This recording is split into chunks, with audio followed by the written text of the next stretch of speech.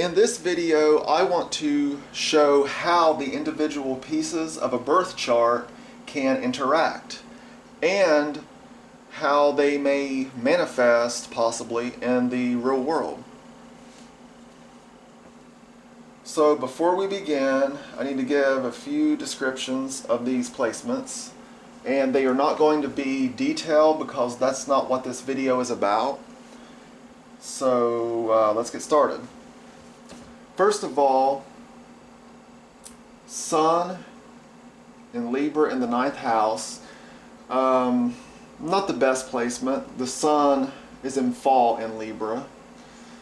9th house, however, Sun in the 9th house, this person's core general characteristics is going to be more philosophical,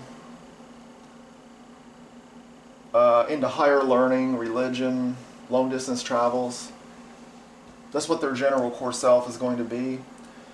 And they're not going to be narrow-minded exactly, at least as the Sun is concerned, because it's in Libra. And Libra is about balance, viewing all sides, not leaning too far one way or the other. So, next is the Moon. The Moon is in the 4th house and in Taurus. The Moon actually, this is actually a really good placement. The Moon actually rules in the 4th house and it exalts in Taurus. So, the Moon in the 4th house, this person's inner self, their emotions, their instincts is going to be more concerned with the home life, the family.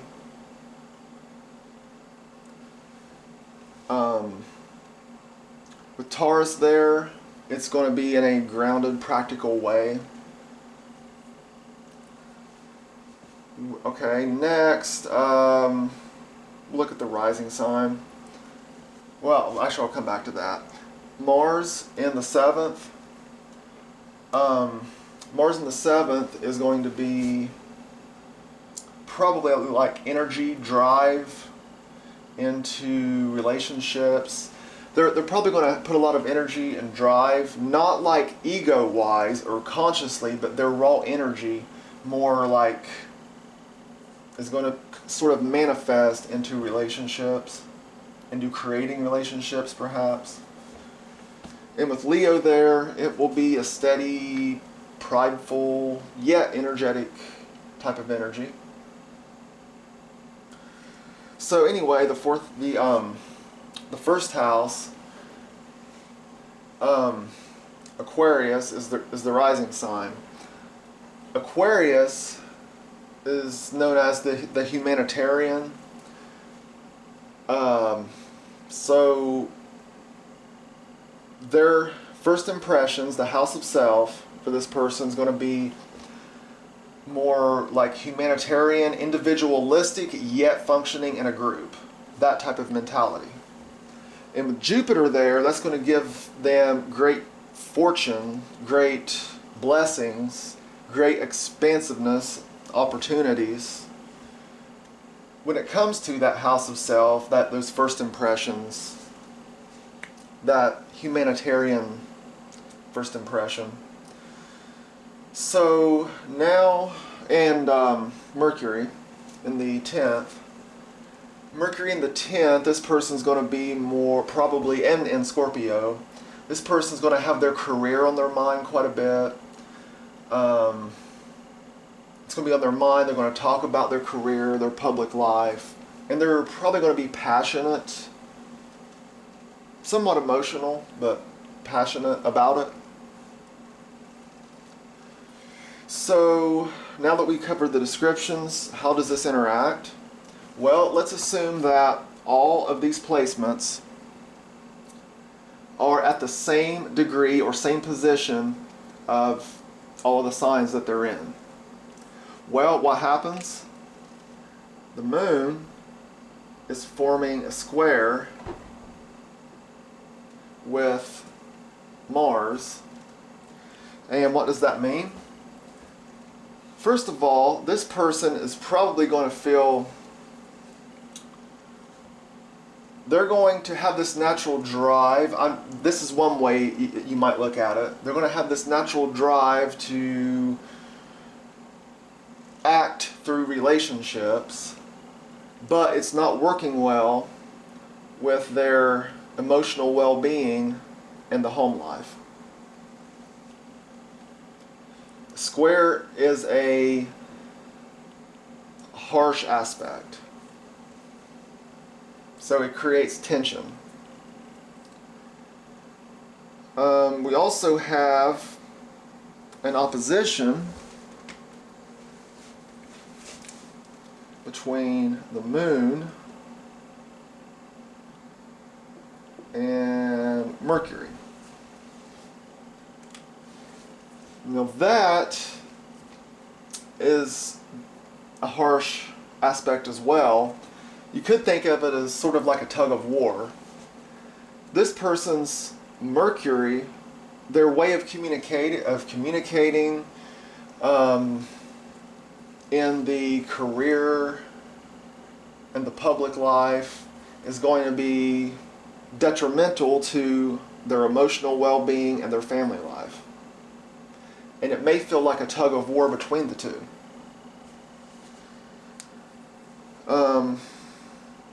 We also have a trine between Jupiter and the Sun.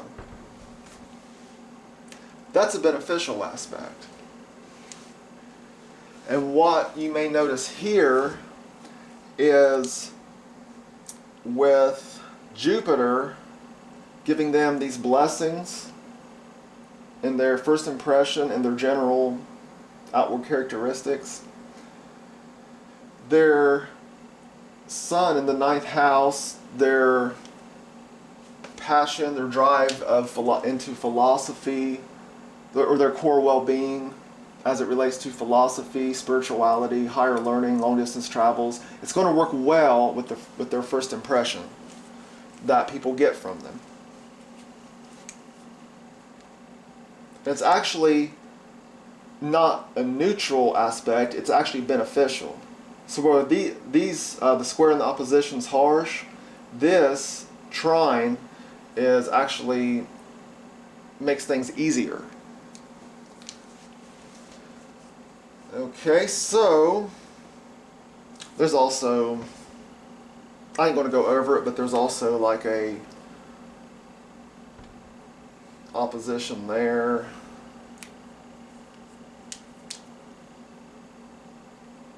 A square there. But what I am going to do is give you a demonstration of how this might manifest in the real world. So, let's say this person and another person meet. The other person talks to this person and they get a first impression within probably a few minutes of conversation, maybe longer, but something like that. Roughly around, let's just say a few minutes. And they're going to see a humanitarian. They're going to notice like a really bright, prosperous aura about it because of Jupiter there. Something they might notice like this person's good at this, or this person's blessed with this humanitarian energy, perhaps. That's just one possibility. And then they may see a little bit of the sun coming through, because yeah, the rising sign is general characteristics, or not general characteristics, but like general perception or outward perception, first impressions. But a little bit of the sun, because it's such a powerful point, can also kind of shine through a little bit. So they'll probably notice, especially with this really, with this trine here, they're going to notice that with the Jupiter, in the rising sign, but then they will probably, as the conversation goes on and matures, they'll probably probably will come across some religion, philosophy, and that will work well with that first impression, and may even come across a little bit of the career and public life, and this person's going to be talking about that with they're going to be talking about that because it's on their mind a lot, for one reason. And as the conversation, let's just say as the days go on, let's assume these two people are talking every day. Few weeks later, they build a friendship. So this house is going to be important to look at, the 7th house. We have, from the get-go, this person's probably going to be, that Mars energy is probably going to be driving them into building some type of relationship or friendship with the other person. But, you know, so a few weeks, maybe a month or two later, they got a friendship together. But this friendship is going to be, it could be some tension with the initial first impression there. But one thing that is going to stick out, their drive to make the friendships is not good for their emotional well-being. So, as time goes on, let's say maybe a month, 2 months, depends on how well they get to know each other. Eventually, the other person is going to realize that this person here is someone who emotionally they value family, they value the home life. They feel emotionally secure with things that are practical, tangible, because of Taurus. And they're probably also going to notice a lot of the other person, once they get to know this person real well, they're going to notice all of these tensions. They're going to notice how the public life and the private life, or the public life, the home life, they'll probably notice how this person is struggling, how their public image and their home life, their career and their home life and emotional well-being are conflicting with one another. They're also going to realize how this person normally has a drive that kind of builds relationships. They're going to notice how that is actually hurting the public life and their career, and also their own emotional well-being. So, having tensions like this, now I'm not going to go into any more detail. I'm just kind of skimming the surface here, just to show you how this stuff can interact. So I'm not going to try to be super precise and super detailed, but so anyway, one thing I want to mention here, and I've said this in other videos, but the birth time determines these houses. More so, to be more accurate, it determines where the signs and planets are in relation to the houses. Within 24 hours, the signs and planets do they completely go around this wheel one whole time within 24 hours. So if your birth time is off by 2 hours, you just shifted all of these placements to a different house. And that changes most of everything I just told you. Just 2 hours will do that. And possibly even 20 minutes to a half hour can do the same thing. At least for some of the placements. So, if possible, get your birth time to the nearest minute.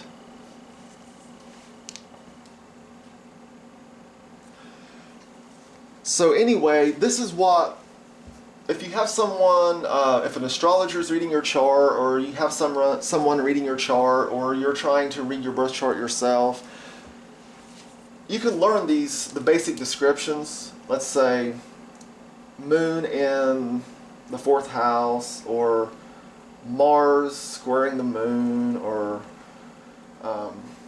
Sun trining Jupiter, or Jupiter in the 1st house. You can learn those basic descriptions, but what an astrologer does, what someone who's reading your chart has to do, what you have to do if you try to read your chart, is basically put all of this together, because you can't take just one piece and say, well, this explains it, because it doesn't. The whole chart has to be taken together. And this is far from the whole chart. I just put a few placements on here as an example. So I'm going to leave it there. If anyone's interested, I do give birth chart readings. So look in the description for details. And if you like this video, be sure to give it a thumbs up and subscribe. Feel free to leave any comments, and thanks for watching.